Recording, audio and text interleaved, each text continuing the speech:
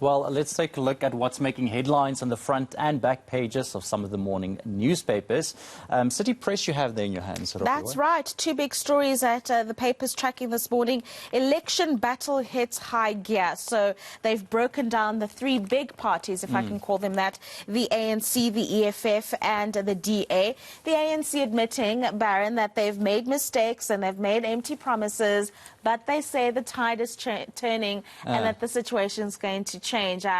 Take that with a pinch of salt. Yeah, and I mean, we spoke to the Polokwane mayor earlier on. We were playing his bite. He's saying people don't want a fresh start. They just want the ANC to do better. But maybe it is time for a fresh start. And that's what the EFF is promising, saying they are no longer wanting to be kingmakers. So, you know, they were very involved in coalitions and so in the 2016 elections. Now they want to be the rulers of the big metros, and then of course DA bragging about all the good work that it's done in the previous metros that it's run. I think it was at top 5 municipalities in the country. Exactly, DA. And they are really cashing in on that, using it as their trademark in terms of sharing their story.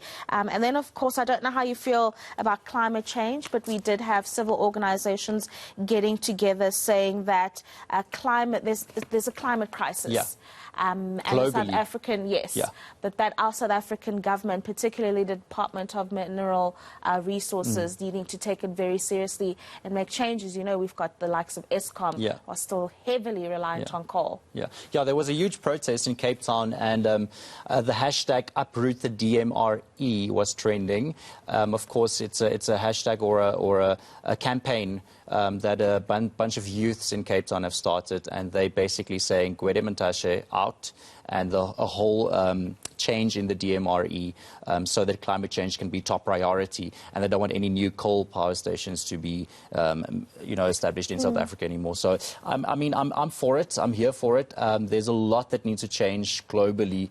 All governments across the world need to change their strategy when it comes to climate change. But how South Africa is going to handle it, it's going to be another question. That's true.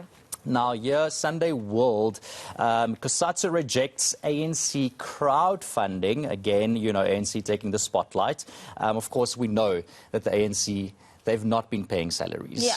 And it's been 3 months. 3 months in a row. 3 months in a row that the ANC hasn't paid salaries, and the mismanagement and the looting and the corruption within the party, and of course filtering it through into the country. They now have the gall to say, hey guys, South Africans, please can you help us fund our campaign? And I think Kusatsu is saying, no. Kusatsu is saying no. Proposals for the Federation's affiliates to raise money for the broke ruling party was shot down by them.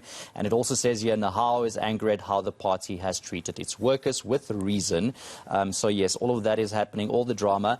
And then lastly, Rofhiwa here, I have also the sports side of the Sunday World.